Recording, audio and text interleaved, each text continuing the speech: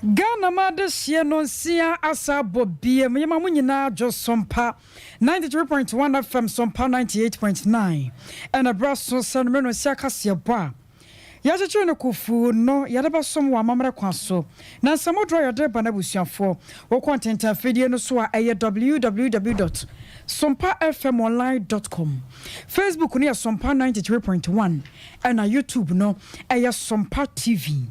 And watching on when we are say ka ho dromu afiafie mu nyina yadamwase e mama yuko anasa modro de bane de makoti no bi enie Ghana Journalist Association Central for Kabomu ko wan makasa e trust free na de kure wa mo bayan tete sonko e de afa ahensam dwumadi ho e de ama ensentro na yadema komansia yimfie na enempanimfo a wo mo efi Oyerepa FM mo dibe mu a wo mo e de koma mpanimfo som e mawie Oyerepa FM ahyase a e ye adwuma bio na Karima Mpanyi Yera John Dramani Mahama na ekasai wase kwase ebenya Chief Justice for Frono wama Ghana yatem wodwa no enyoma enkoyida na Forestry Commission so na ntete abeto so perfect nsem chefa pono so che se wokọ Accra Zoo no a Sebobi kwawe krachi bi ku no a ntete che so matutum yamfifi mu ne hwehwemu bi no mahyase wo yebekọ Napco Trainees Association one sense ma hodro one mo kekam ni akwakohwese enenso ede bepa enwodena mo mampani na adodan kwa kufodo agina tumi amamra constitution dia ma no so ahye se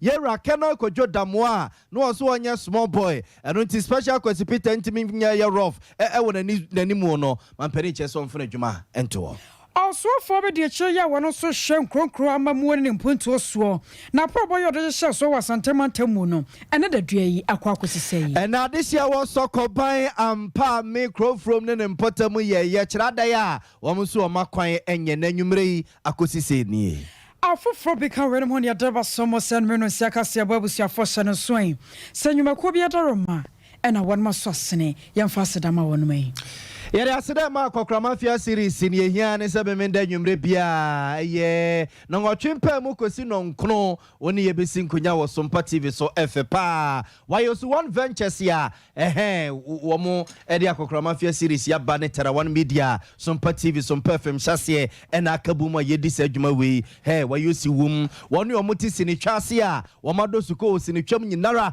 e wo akokrama fia series we mu na why si akabeneza kwakumenu komfo kolege chese eni menimofo nyina wum na ne fentini yakopɔ ya adoma ukoda bia ewia no mienu kosi no mienu mpam ne ya se twam repeat sa mesro so pahu nchemu bia no afra 0249 942842 0249942842 sponsors no 21st clinic yesesi atika no ye boni se dwie abeheba clinic say yade bia teti wo bia wo de fabra na yankase bi bidro ya ye de suru isa for misa hwentia ne akakedo kakra wono no yemfa tutu ase yemfa ma extra comfort mattresses no odwaso sa wo daso enkoye se bia akwa akoso da ye fon ama ntuntuma akwa akoche AK47 ya baba sa biara e wo da yenim da papa nko a na extra comfort your mattresses no daso a obeso medimafo eba center so se brain no the time ebeto yade ne so ete se die yade ne bedwane de free ne padua ne mabusia wo mo enema ye vima ba bia wo bia no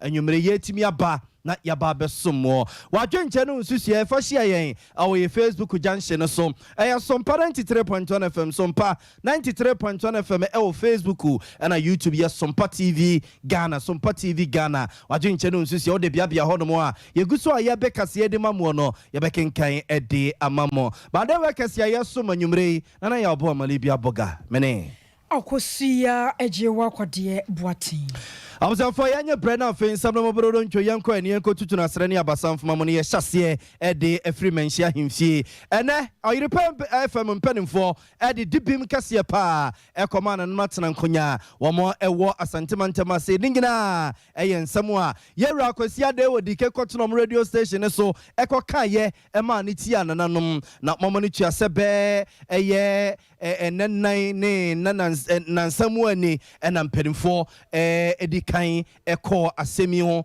ema mpanimfo de chaupa ekoma mpanimfo manhia himfie na chaupa na ekoye no na nananom kyerese dibim no na emunya du na emu ha ena mpanimfo amfo bo ɛne ne deɛ safata ama nananom enti na kyese dibem no mo so mu a enye ɛmo mo hye sɛ empanimfo mo da yere pa fam ano no wɔn nkɔ na wɔn nsa mmerɛ bio na sabɛyɛ no mo dibem no mo de ba no emu ba pie na ne mo nyama ba mu na nananom aso mu nti no wɔn kɔ no na ano ya wada no wɔn hwɛ sade akyifia da wɔn bɛdum fam no akosi ɛnadwo na wɔn ba na wɔn dibem no wɔn de bɛba no ɛne mo nyama ba mu a nananom so bɛte asia na kyese wɔn apene so ɛna mpanimfo afro yere pa fam ɛkɔ no na boache ansa debra ɛyɛ asɔkɔre mampɔn hene wɔno ɛne di nananom anim ɛma asɔfo akuku damu a wɔn ɛwɔ Methodist asafo no ɛso so ɛka ho kane bishop ano da John Wesley Methodist asafo ano ya kane na ɔsa so da peace councilor no sɛ chairman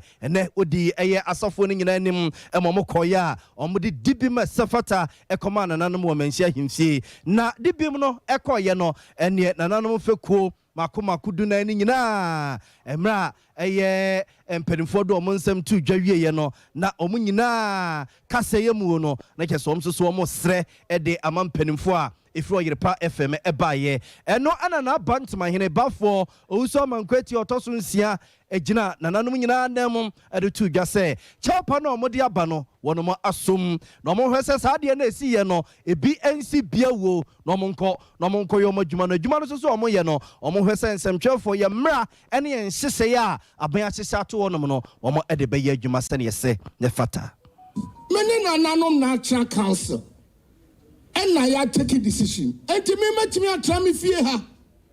I can't show you are a puff for say, oh, mummy. Debbie, Yanisa. Yanisa cry.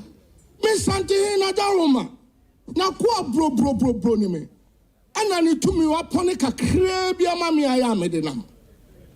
But I say, now I'm the break a crana meeting one. Me quiet day. Is it Debbie? Oh, I never presso. Or me fear 1 hour no. And so Uncle Sihu. And no pay me by the entire year late. DJ for Mammy ho. Na I'm said you're training in an assassa. Penina Cassa on any vice and a Obaba Cassa mo Kenina as a domo can say almost serenano. My pia mon fanche. Doma ye pia mon fanche. And Tianuna and mammy later. A baha. Enti na ya kɔ anim no ananom pepafo na ba ɔmo de dwantoa abai na me de beto nananom anim me de me ni tumi sɛ nananom ni hɔ metimi akosom na ɔmo de to masom na de ɔmo ka nyina so kyerɛ sɛ asɛ ɔmo bibia akɔfam enti ɛna ɔyepafo aba anim de ka sɛ ɔmo nye bia ɔma yɛ ɔmo ba ɔmo akɔdwantoa na nasokwe mampohene na nasokwe mampohene so hwia asem no se baby amudi asem akodru die menko amintime nko ene mekwa akopɛ asɔfo kukudamfo na yedi manim na yedi dibem nakɔ enti na ɔmaba na nanom so nyina obia fekuo ni nyina obia asrebi ama ɔmo said yomu ye no and ye enti yamfancho mo to for so kama enti anim say ene futo na akoso aha no oyerepa omo de beye adwuma na me de me kakra me kasoso ne say asantememu na otie asantememu a enso hu say yewura e ba akopɛ o kasa no ahwe na wohu baby adefa onka emma no man ko basbasa enti no se no bas fa ko ni nyina obi ase biamo enti ibim no mesom na me de ato yeru aba no de na to so a na bibia wie pe enti aja munko ye modjuma na yeru aba yes bia no ebebo na mane na enim se odena no beto so ama enti yesramo mu koi no de ya ka kyeremu de na nanano ka kyeremu nyina no mfanya adwuma na abibia ensi akire biom yenim so yere pass asem we bi nsi biom we be last time nananom meda mo nyinaa amase madwena makyerɛ afa asɛmi ho ama asomdwe aba Awusiafo Kumasi Kokro Nenso Bantama ene penny Bafo Ousu Amankweti Otoso nsia na Bantama hene ene nananuma setena omokoye Kumasi Traditional Council asetena ugina nananum nyina nemum fakwo makuma kudu na ni nyina esre dibim edema oyerepa empenimfo ema ono soso esomo se dibim no wo je no de ato e de amane wura na ne wura eba wo de akwa akotenanim na de asia bia no wo bonemu ne wura somu a na yese dibim no dibimu anisa na nemperimfo atwotwo wura pipianko ba kuni ani ntini a eka oyerepa FM management ho emenne omde sa acha opai ekoye no yedi kai abo asokoma mpon hini din na na abo ache ansa dabra ekoi so ena Methodist of Penny Benu Abubakar papa eka ho koi Bishop Bosomchi Ayensu eka ho bi Reverend Douglas Frimpong papa Kumasi Council of Christian Churches ono ena ye Penny Power dano wano so eko bi Lawyer Sante Crop Biale chairman Methodist asafunum wano so eka ho ena Right Reverend Professor Emmanuel Asante papa enrabi atwam no yes of Pomu Power oda John Wesley Methodist asafuano esa so be Peace Council chairman ewo mayimo na mra nananum gi wo mo chawpani nyina tu mu no Right Reverend Professor Emmanuel Asante agina edom ni nyina nam ene oyerepa FM management anemo eda nananum ase ehye bose wo mbehwe no matenetene nkwada no emedwuma sefata wo maye ede asoma Asanteman Mejina menuanom a mede wo mobile nkankan na kontakese mejina na nemu da seda esie pa na ede ma ede fa na achia me so na ede ama bafo na to Santimaura edamo ase bebre se ye baye munananom ne yen na mode moni ato ya ede beto mo animu yi na mo agya bibia mu amnaka damo ase bebre ye hya mo bose yen se omo apɛ omo ho asɛm de asɛm se abeto ye nim dia yesu yebetu omo fopa nsɛm a mo no omo ka ye ni nyina ewo musa yen asofo ekura omo de bidie na me say ye de bi die bi okura nipa no onimo enso no aka no watra ye ne omo bekasa na de ye mede ne gj for de no bafo e kan so omo de gwato aba no omo asumi ni omo pa na me hia omo no me omo so kasa pa yi e besere na ye ne omo nyina kasa sebe ya ye mautumi se ye sa famfidi kasa na ne ye nkasa o kire o ka no kore na o kasa so a o kasa se Ghana ni ba o de ahobrase a o de kasa enya asem bie bebu onum bia no na wo ya muka ye ni nyina wo Sama sibibre eno ombekasa seda aseda Awuta bonti wewe kanis of Penny no da John Wesley Methodist asafuano no safi my God ye Peace Council tetreni Right Reverend Professor Emmanuel Asante ne yetene nkano ntiene oyerepa FM mpanimfo a ekoye no papai ene nana boachi ansa Debra Sokorema Mponhene ene di animu ede dibim koma nananom a ogina oyerepa FM management anemo ehye bo se ne woso mu ye bia emo oyerepa FM esuma Asanteman esum kumaseman onidie kwanso no wo mo ebeye ne dodo na sasem kroya ho no Ghana Journalist Association Central Phone kabo mu koye wo my Ghana mu one president ora Alfred John Fonso de to judge asanyame anim nie se one baba tenase na one my nhye soronko sani ebeya nsɛmtwerɛfo a wɔn my Ghana mu titiriw ane Asantema benya nteteye ɛfa no ɛya hensɛm ɛnsoso ho nsɛnsɛm mu wɔn mo kyerɛ sɛ wiase mu wura fi na asa akɔfa yɛnkyi sankɔfa no na saa ne nkyiri firi na de kuro yɛ na na mahemfo nsɛm eduruma bia nneɛma nkɔ yie kasa bia ne kwase aka ne aka no wɔn frama mu ne adeɛ ɛma ne kɔ pie mi akyi ededua no ne nyina da wɔn bɛhyɛ ase atena se na Asantema ntɛmu nsɛmtwerɛfo nyina da wɔn ma yɛ nteteye soronko sani ɛbɛyɛ wɔkyerɛ bi sɛ mporo bi tena kasa fidie so na kasa mfonyini so na waka nsɛm wa yɛnka ne nkyiri ni mako a wonia no benya sɛmpa bi na waka ade akyerɛ no ora Alfred Jomfo Nanoma ka mefe futu itina nanoma se no ma tebo gina so akyerɛ mu ama adaw pefi se o man se yɛnkoto radio station bi because eno na yɛn nsɛmtwerɛfo Kuba Tanku eno na your friends the National Media Commission eno And now your friend say, CSO advocacy groups in Nano, the solitary say, they are affront to press freedom. And your solitary say, it disturbs your democracy. But I know what you media, now you do, near Casse, nice and Nano, you dipping, nice of Oman, and Commodus. Not feel so. You can't say, never say, you can say, and the payer is here. You can't buy 100 number, and I bet you, and then anonymous penny for the breeding come this also, and the pay, we share penny for a Jamaica. The executive member, a public affairs officer, yeah, Mr. Rebecca, or delegation, who share your regional chair, yeah, you can say hope, his hope, and also Ekaho, affairs, who share your former DJ president, Ayanana Kude, the name as once for 30. Yes, you have a problem hand over my area for money, and son of money, so but also Eka delegation, 247 year, Ayanana Dato, and also Eka team. It's a Kushia, Nana, the Kushia Bafo, Bata Mahene, and the pay. Now, Yedi, as we say, as the catcher said, you need your man. Yadia ne dear man and anom san tino. And your man who drove you and quay beyond yes, Quatana CBM, na Yashadiaba. Ghana Journalists Association, Panipaya, would dear no more. Ora Alfred John Fo.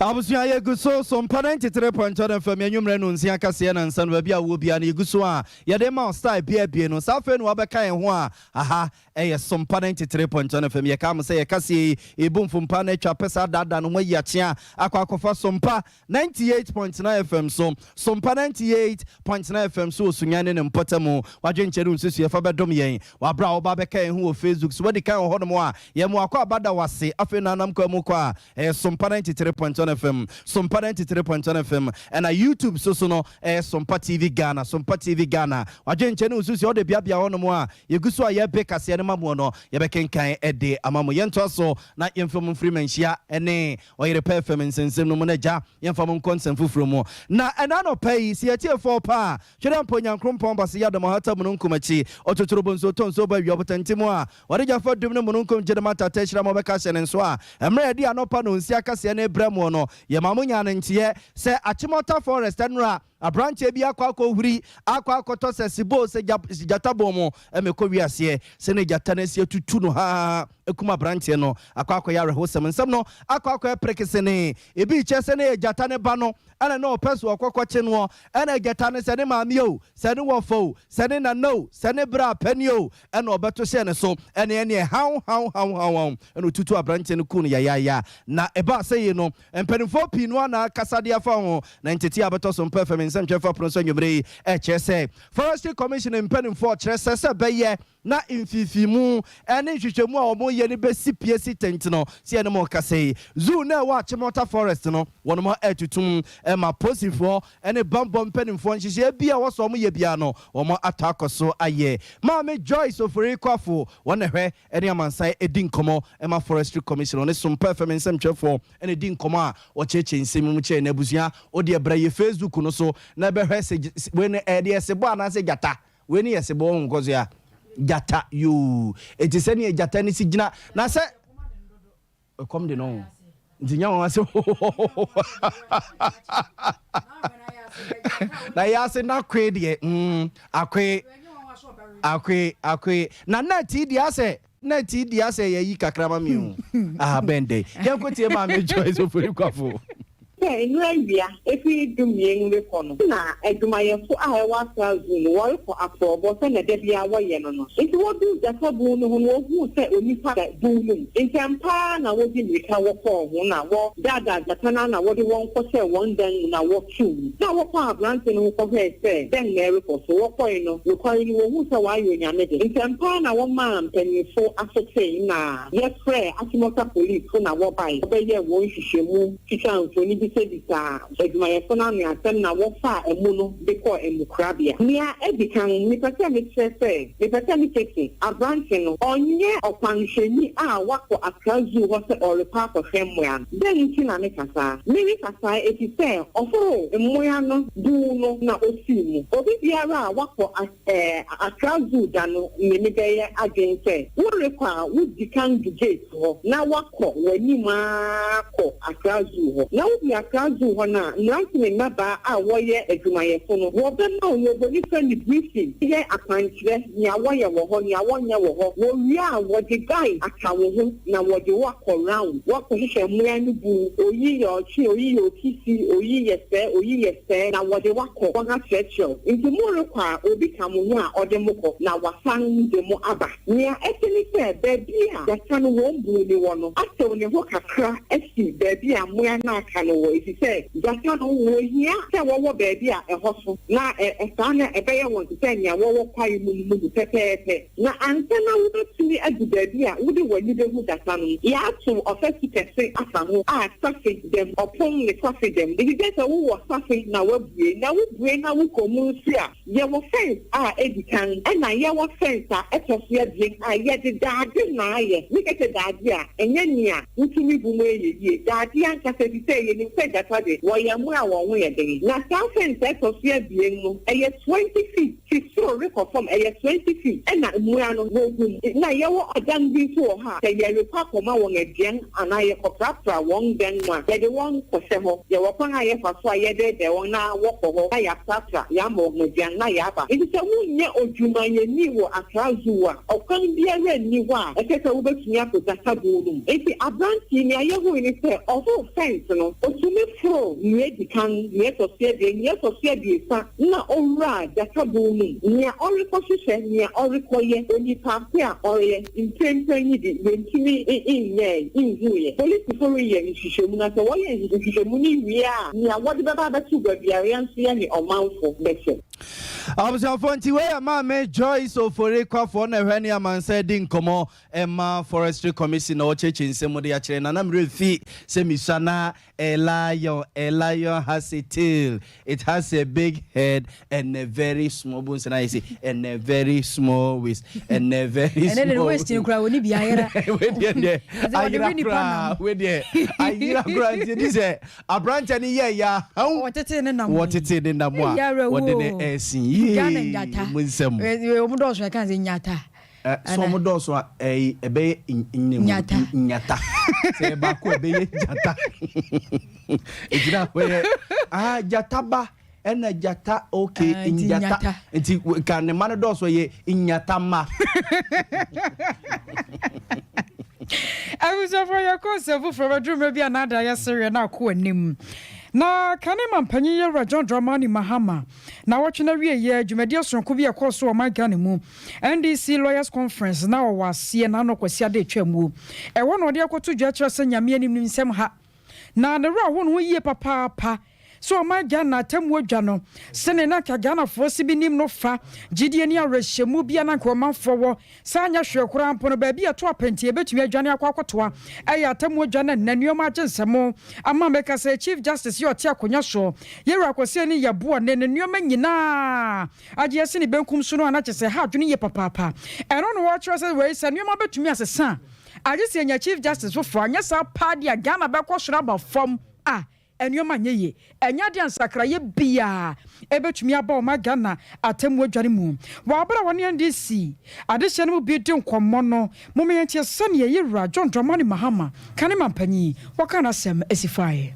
The phrase go to court is these days met with derisive laughter instead of hope that one will truly get justice if he went to the courts. If people are not poking fun about politics and inducements being used to sway the hand of justice in the lower courts, then it is poking fun and making statements about the 7-0 of the unanimous FC. One of the scariest existential threats to any democracy is when citizens think their judiciary holds no value for them or no use to them. And this is the security threat that the national security apparatus tried to draw the attention of the nation to recently, but was poorly received by the president and his party.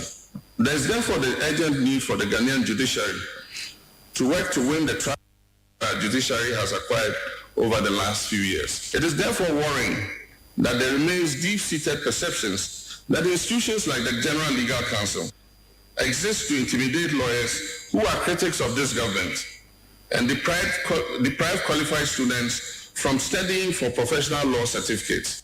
How do you raise confident, independent, and creative lawyers with a focus on problem solving when during their training you tie their hands behind their back and suggest that they learn to accept oppressive rules without contest?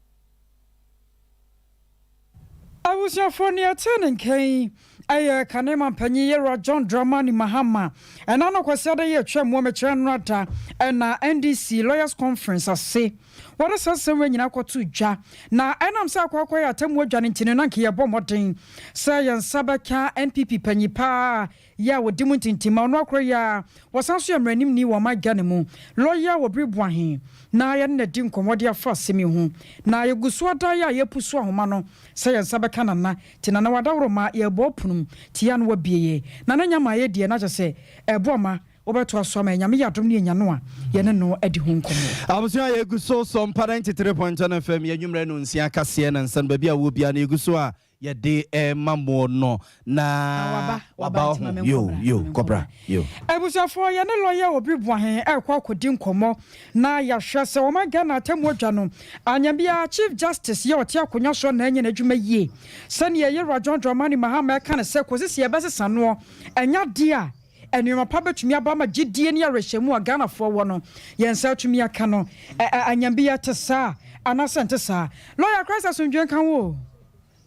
I counsel. Upon me, dear. I'm a Dharma. Yet the Yamia said that is what you and so nenumri. What my friend wa? And your bonnet na Caneman Panin, or John Dramani Mahama, some what Yako to Jetcher said, Chief Justice, your Tiakunya sure. Sakobasa or minor yans a son, and I see a never frog.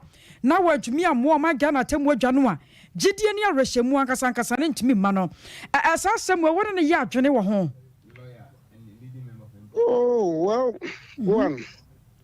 Let me look at it from maybe a personal perspective and a legal perspective.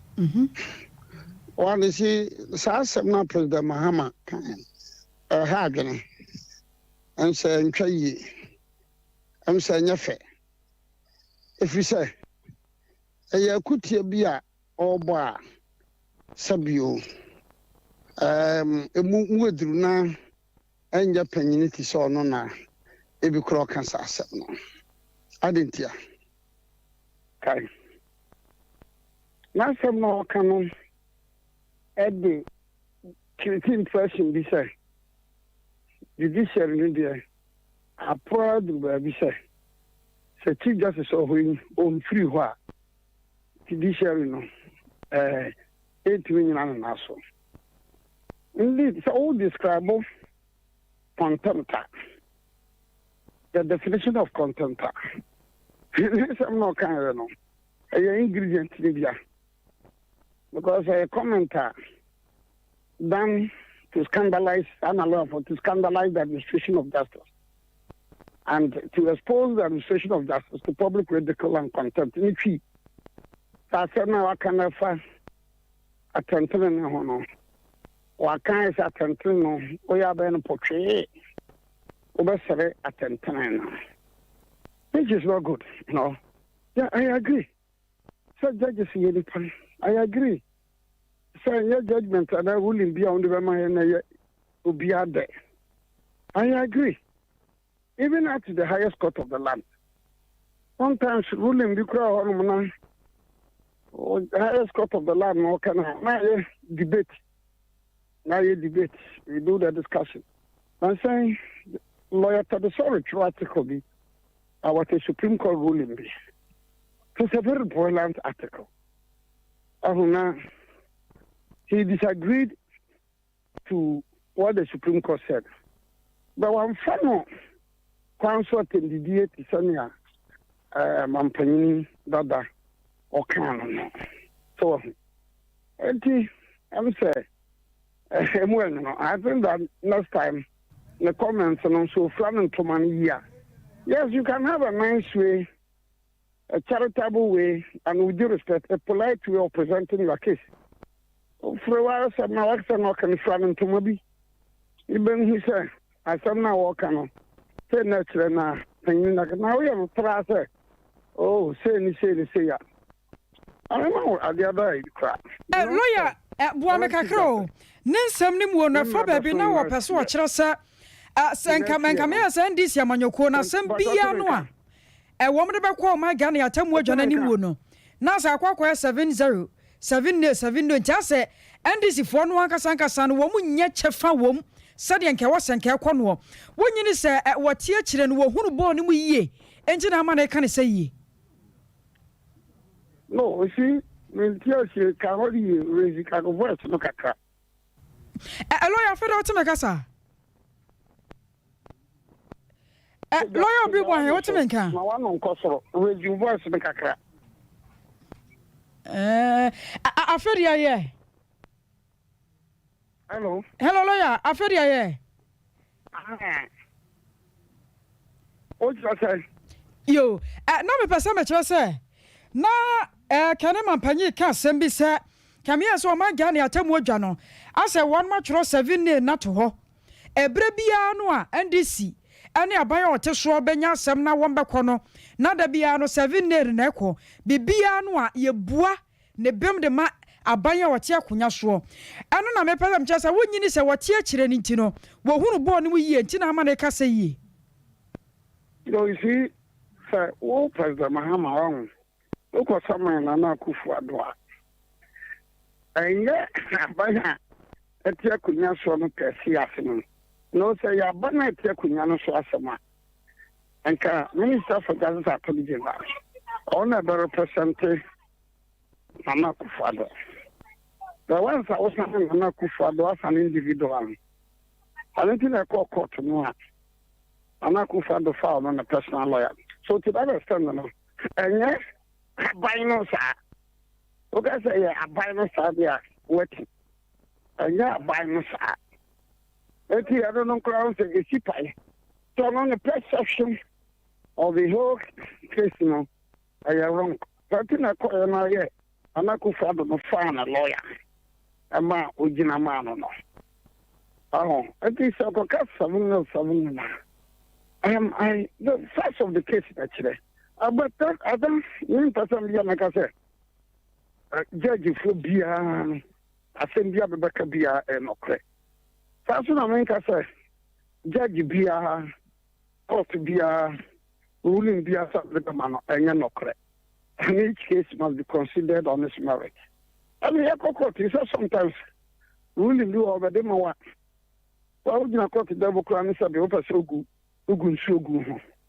There may be on an appeal to overturn it. So, I know but in terms of Western, I'm saying, we did this unpalatable. And in terms of presentation, we did this or he three below the dot.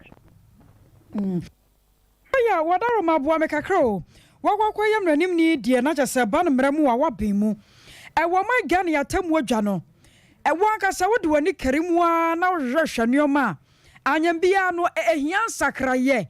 It will be a was ya the can will be bitter chemawum, and I dear Quana Quaswano. About a review, no camera. Rabiola. I remember so much, I say. What nim nino, not just a ban or my gun at Temu Janwa wouldn't mupa. Wagasan would do an if firm one. I am a bread drew, see a sacra neoma me a done and neomem, and as a dear Wangasano a ya, a bebo my gunner. Well, me young picture, but I'm the workers is a chief justice war on a Yamagana and answer, and Yamagana, Sana or Jatrana. Whatever my dinner person trying to say, well, my gun, your judiciary no one casano. A brand why you won't a bread drew see a sacra neomem, and as a dear Quanwa ye. Oh, no, it is a human institution. So you cannot say 100%. It's a human institution. And as of you, now some class or a queen. Never to your room, and and so want to look at the Brazilian such a room. Knock off a child and a wisdom, and I saw be a buy. And you I saw be started remember. A being so to I mean, with Islam, for Orthodox for of the Biaquatia Hamadia. No, I mean, there's a human institution. So you cannot make it 100% right. But you cannot also say it's 100% wrong. No, I don't think it's 100% right. I don't think it's 100% wrong. And the other, that one there, sociologists and psychologists will say so. You can confirm it's 100% right. But you can say 100% wrong. No. So, I mean, decisions and rulings should be palatable to you. But no matter how you also conducted your case. And also, a better ruling be.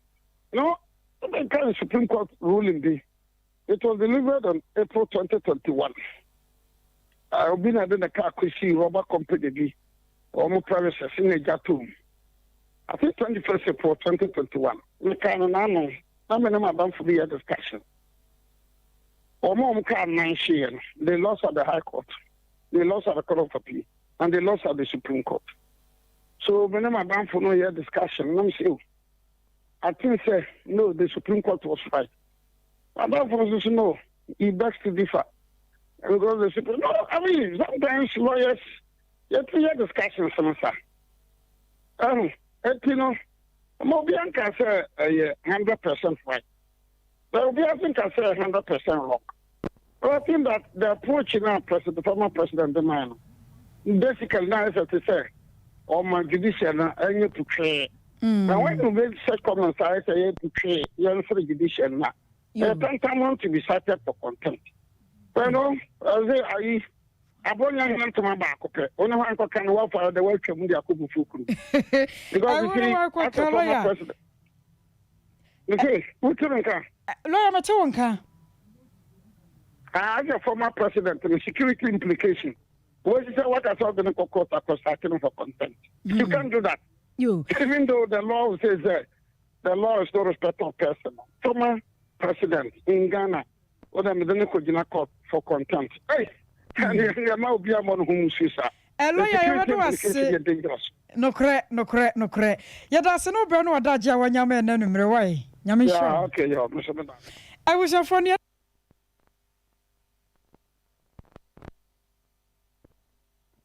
As someone can a man penny, ye Rajon Dramani Mahama de two Jano, one of Sardinia or what if I'm I was young consent from Mona, Yadamo call a year I was in Pokia and Potemonomo. Now, Abusia Beach, yes, or Monsa say, I buy a sumo, a free bear 2016, we cried a 2006, a Banois, I was Pokia say, a deba, a year a Blakuma, and Yasu to Nin and Potamo, one more HSA, a Bible James, I sent it through one Munsum, Edequaya, Benja Padia Bissine, and Patasika was a bunch of the Mawudumo, a quaque. Bibio hono mo acheso mo bonwa emwo wo mo chese Ghana man pene wanya de baby crow Professor Tamil se ne pencil and asade we ekoso bisine aso mu tuesi Canada mo de bia wo mo call mo de twen kakra ebisi na wo mo da swati bebia wo no mo eti owura eye Peter Edukofi won na ye abusuaniti won gina abusuana na mu a wo de sansem ya tudwa eye ya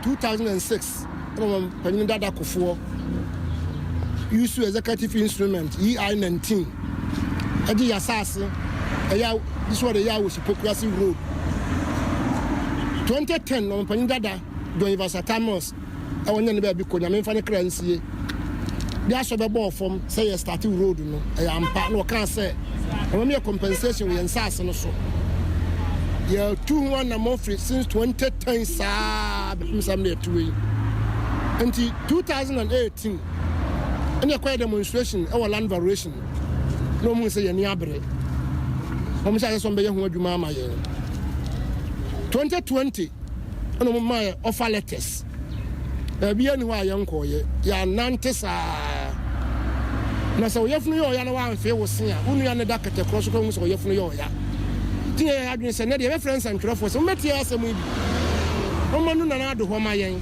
o man panini o si ade ya do dan kwakufu ado ono de ense de ekoso e wonim ho hwe jamana na ado ate ho bibi na na tu ho na mo ama yen nyensa kan sika every say say no kasa yi adwendwen wo hia ne awrahudie nti nipa 35 and wo mawuo akompasa ye adie yi almost stroke achi chuma ngudem de bebre ntina na nya se bia ye hyew ye de asam ne ye kan kire wo abusuancho mo chese mampani da John Ejokum de wokufo abnada pa ba santia pagya hine de se konkro ne penso 2006 and ode samra no executive instrument ne be wutrin sase no e di free wonum nsam e ma papa ta mere se beto so e de ye adwuma e ma man nya so mfaso abisi ne faden kura mpanimfo ntua ma wunum na no achi adehye bi so a wo mo akwakodi nsensem asemi ho a wo mu sugu mampani na nadoda nkwakufu ado so se ontwena ni mehwe wunum no wo mso so mo kasa kakra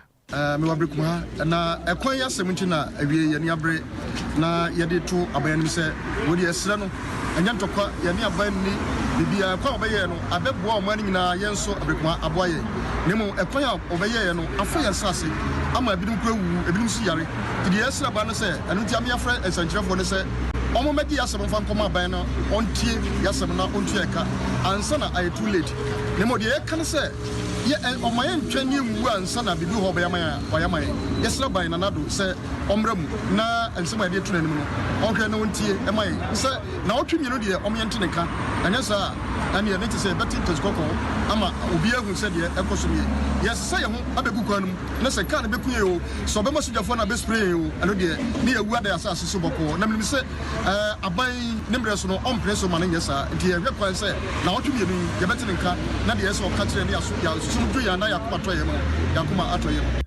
abusuanchi we ya this year bin mo mon sase aban agede afri wo mon nsam na yete wo mon kakakra no NABCO Trainees Association na Sentemo wanu so enanten kramonten so a the petition ekoma deputy chief of staff akira sanyame animni ba bia wo ma Ghana gekaka kono koto di dia ne banso di enwema mu odin enti aban no anhwe no anya bibi pa bia fanfa ho anyame ya dom a wo mo behwa kwa kosi wo sanabso de to so aduonu nsia wo betenta zo kokko de akira ban no na asie bububu akonta no a ne ahwehwe asra na no a na ya se emra na wo no hye no krampo no asaso so asapa ho nam sa so ma wo de krata pie jatro se ene wo ma sa so atomu kakra na wo mo hwe aban akwakosi asanyame ya dom na sa aban amfa hwe amade a ene na de omu wo no wo so betumi akade akere wo mo meka sanyame ya dom aboso ya babasim de dika pepepe ena NABCO Trainees wo mo dwuma di omu kodie no e wo so de nyina so ho a na ora Dennis Opoku Katachie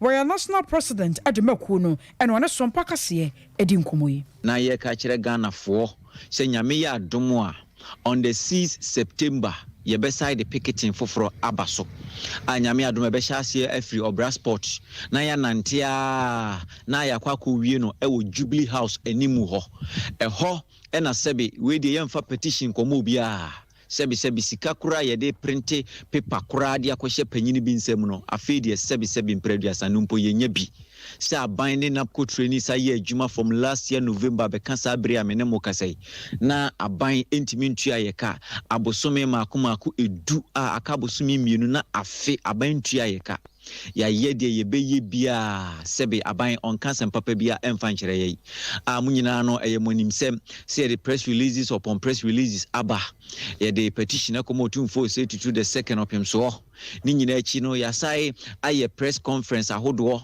aye picketing ahodo a deputy chief of staff aye owura Emmanuel Bosman NBC aye o mampanyina bedi akire His Excellency the Vice President of the Republic of Ghana Dr. Mahmoud Bawumia anemu assure yes reassure yes nyame adoma na aban aye listening government inti within the shortest possible time ye beti aban nka asempa minua yinyina sunim se 1st September na program yi eba na wiye na eba na wiye 1st September na shortest possible time no na e brebe no because ye metena fie ni aba bedan ka enu nti ma aban no se hwie be nka 26 of this month ya ye nti aban nka a ifia de twa mu na sa hwie be no ebesene ko ya aban no sebe once am fa ni die se fata ama NABCO Trainees eye mabunu ewo omanyimu a ya briye mogya ni na ya som o ma no sompa sebe abosomi edunie aban ntua ye ka once Ora Dennis Opoku Katachie ya national president at the NABCO Trainees Association.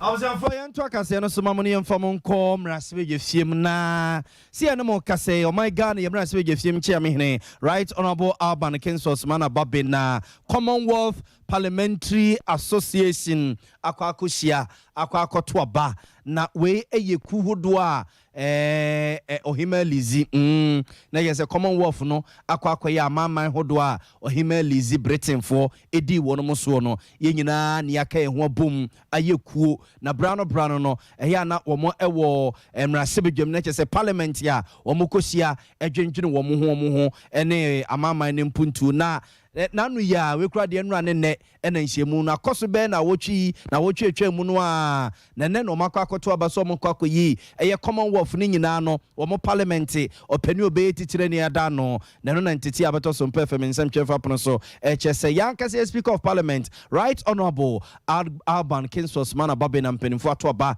eyi no se wonye titire ni na ona eye Commonwealth nyina wo parliament ku no anu enam so ema ene parliament mrasibja my Ghana mrasibja de krata babonten ema yankasi speaker of parliament right honorable Alban Kinsos mana babina mo bona baso se wakoso my Ghana ni munyamo etiseyi sa so na NDC amanyuku no so de krata babonten ye ne opani Johnson esi edu nketia church opani de NDC amanyuku no wono mo HS papa Alban Kinsos mana babin way eye ni munyam shekese eno de aso my Ghana ene na manyuku NDC no mo so wonko so a osun papa wode so my Ghana no se ne ne yede tumi kese amano na oko na Commonwealth amama nyina nkabomuku no parliament wakwa etitire ni akwakoda no wonko so a na onforce papa no enkosum wiase nyina ntomo bona baso amana mo ewo nkunim kese a wodi ediamo man no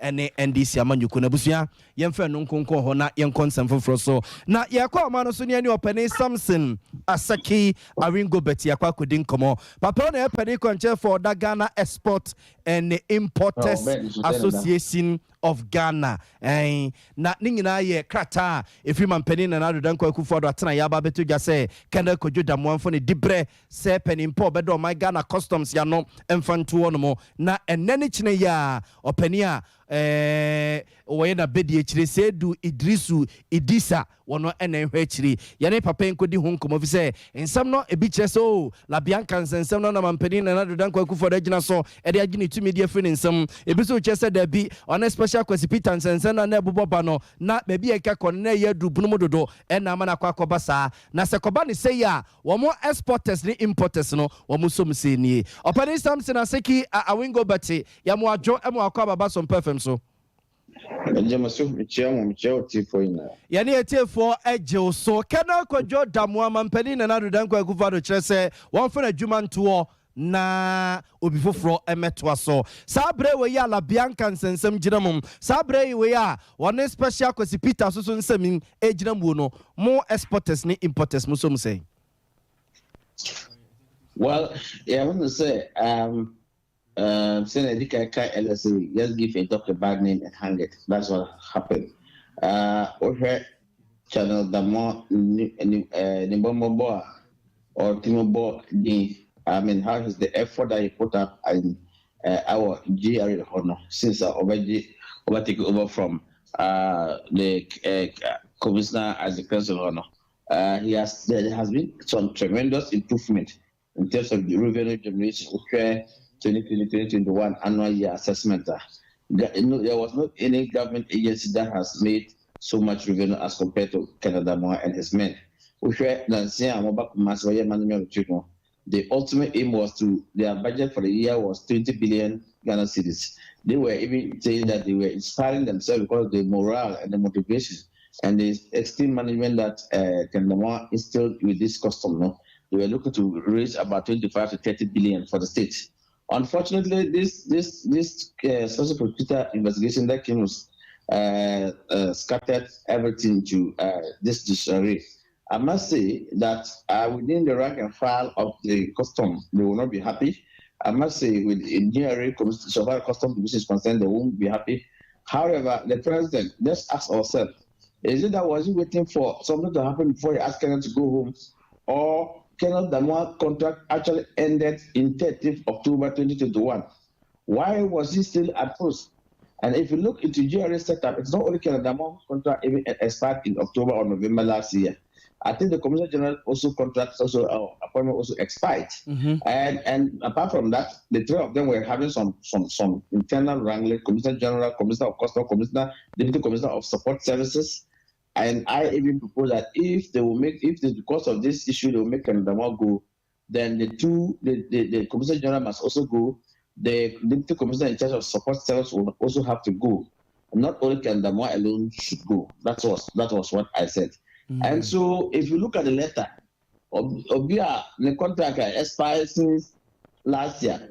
One man try I feel Oyejuma on GP only Wamba or Bushefo. What would you think? It's just if I was doing Kandama, I would have just don't go. So I see this not to be a swift action taken by the government, but like I said, the government has not been proactive in terms of its doings with whatever with the matters of this country, because you cannot allow someone to be in office for 1 year with their power. It doesn't exercise power. If you're Commissioner General, same thing happens. So who is perpetrating illegality? Is it the government? Is it the president, or who? And so I can tell you, we are not happy with Kandama should be approached, but the president says he should go. Sani nipa bi so can say so where can Kojo Damoa na target ya even at a time near fee say COVID aba ama economy no kra na kwa bibia a buying taxes binumwa womo edeba yentimi ntimi anya sika na wo so munya no target omo de ma Kenneth Kojo Damoa and the team no omo exceed and say omo timi omo se timi kenche bia na papa ne modembo a na obo no na so president ni although say na the time aso de enu tie bia betima ba say no so ka ho ene ma president ma ne tena ho people were already don't like him. People finance minister is not on penalty. Oko Commissioner General Officer on penalty. Oko Commissioner Support. They haven't had all these people are moving now. On my pay, I go for the deal mobile. Now the president, according to Mumbai Bona, about Mumbai power internal wrangling to destroy each other in this regard. I don't think it's the best. Everybody comes to government to contribute their quota. And so I am dismayed the way the performance or the way the internal wrangling is eating to them and that of bring to this far.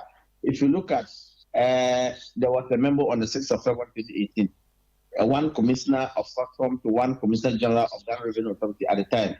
That is reported to have said that if you look at that memo, it was stated clearly.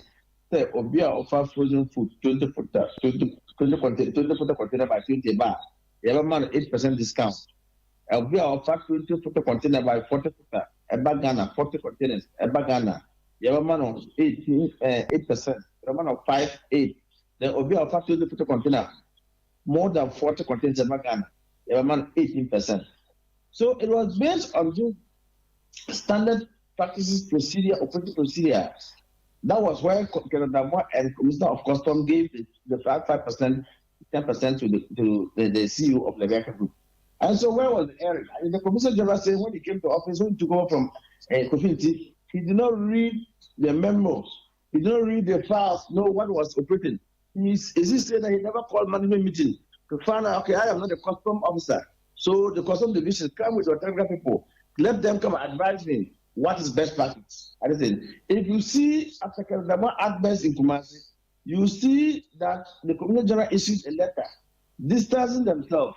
However, they went in that they contradicted themselves by saying that even before the special report never came, they as Commissioner had taken steps to correct certain things. Okay. Because they have seen that there was so much exercising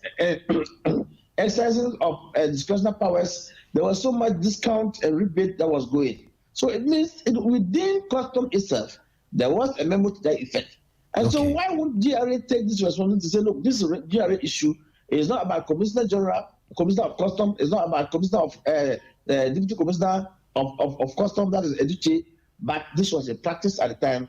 However, once we are drawing our attention, as an authority, we will work to correct our mistakes. But to give a dog a bad name and hand it. I don't think if I'm the president who wants sanity at GRA, then I'm saying that why can the war is gone, let the rest follow. Let the deputy commissioner in charge of domestic go, the lady, omu nyina so and follow to send president ayi kana kojoda mo afri ho no.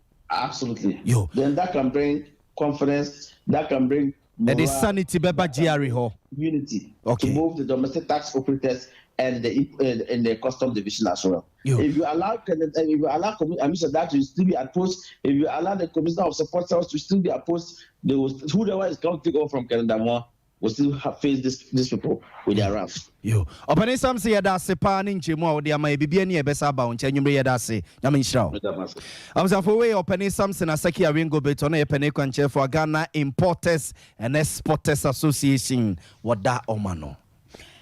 Ono for John woti bless masho Johnny de madesha won kwanta north about tompeso so wono akoya wokọ masho dwafia Committee of Government Assurance won na sanso ya ranking member wom ya watch se nyame anim nie wono wa sudie kase pa se wono mutumi ta ban no so na sade ahodro be ne boshe bia wo hye yemre bia twam wa abra no baba pra ma Ghana konya no wotumi ye ne pepe pedemo ma Ghana wo se no titiri unti na abagyeku a ya fra won se Committee of Government Assurance one more honom say aban ne boshe bia no wo betumi adi so na one mo hye body second tam say won be mo fam die ama Ghana so atimi akonkan asotwe ho pa said asotwe ne say ye ni speaker ne two deputies akasa na ye chensa so committee bia udi wodwumadi wie uye sitting we are also report bia so one recommendations so ye cho ye report ye si nyina as a committee will put our recommendations there. To be a recommendation it means this minister parliament should compel the president to dismiss this minister for disrespecting Ghanaians and this will be disrespecting parliament biana will disrespect Ghanaians because we represent 30 million Ghanaians and at the end of the day we will recommend to the floor na ya debate na ya go ahead then speaker by say why say speaker also ogina homa o man nyina na opese ye the right ye was abam aswafo besum Ghanafo wana kware muntino minister bia be recommend say ye na dibia mampenye ye na dibia no na speaker by na say on accept minister na sa ministry ni bia wa parliament floor and to say mampenye be dey so and them say nia ye pese ya chiwo hu a Ghana for do na are calling for reshuffle na busy say but mampenye doing differently. So this committee no ebe prove baby us ye de enye a witch hands committee ye pese ye the right thing ye pese de no kwesum ye nkrofo ye pese ye deliver to the people because every ministry is entitled to a budget so obebe shabo a Oshabo based on sika okwahoma sika ye de mawo din da year so at the end of the day din that betumi ama obibe fail on the promise say bia na kasa bia budget mo it is stated because it is captured anything wa ba shabo floor nti aden na want to deliver so at the end of the day the bottom line may be say at the end of the day e bia finances onu say ministry bia no enya release it for minister for finance so e bia na finance minister na what transfer no so na won release o release ma o ministry na want to end the ujuma I was for the attending care and Russell Johnny. Ya wajana wadema de share one quantum north about 1% so. Yera John Oti bless. Ye jawe suna nyumre somewhere papa no de be so money ya de mo si na ya sorry ma man 88 ketecho ene doma ba betena se na fe asem de mpeni pada nipa no na ebe pen ho asem azafo mo messages ni ntimi nkenkan ye the Atusko king na yere adwoa santewa edu na school fufu Collins agbe nom ene ade nyina yintimi nkenkan mo messages ne mamo yere asede ma yesem for penny Ira Sante Yeboa Benedete on a san some nyina ma yen mamrante ma ba wo Sompa FM newsroom ebo echidu makosia so mo Elizabeth ena tena fidi na chichinchim fidi no e de ma ye nwumre ye ya yesoma nwumre na ya bo amalibi aboga mene akosia eje wa kwade boatin na ebusua ya so de madaromo obi ani entonto esre modamo no moye ye nuaba Atengama yeli ebusua bi dia baba dan ya se won mo de hye Atengama yeli wana woda ye Facebook ni YouTube no wanya mfie no aduasa enum so amemazi he ya no wote na wakatwi kasa bi saka frafra na wo ye frafrani wo na won hyeda nwa pisa ena woto aduane san so wo so amemazi ho no mo a enti ho no de omafo ni pa edini biem Atengama yeli wanya mfie na aduasa enum abusua woda ye Facebook ni YouTube yasra mo adama mi PA se wo kono akwakoto enuane ho neoma ɛwɔ bola market bola hono no na wɔkɔɔyɛ no a ɛnoa no wɔmae enti yɛsrɛ mo obi bia da wani atwa maame so wɔyɛ nipa a wɔno ɔhyɛda nyɛ tuntum wɔno so a wɔnyɛ kokɔ aha waso wɔgyegye kakra wɔnyɛ tuntum wɔno so ɔnyɛ kokɔ saa na wɔte ani mu odu ɔno foro kakra o afuro kakra ɛna ɛtoɔ no so ɛyɛ hɔ ne hɔ enti yɛsrɛ mo adamo no mmoayɛ ahoma no nie 0245 49 1490 0245 49 1490 yɛsrɛ mo adamo no mmoayɛ na obi bia da wɔn nsa bɛhu obehu maame ya bɛbɔ abusua na maneɛ no yɛdam anase na yɛdam ase biem sɛbɛde yɛsɔre so akɔ man 88 on motoaso Ghana my yama yi kɔ sɛ nie sɛ woyɛ dwadi ne woyɛ kyekye ne woyɛ doctor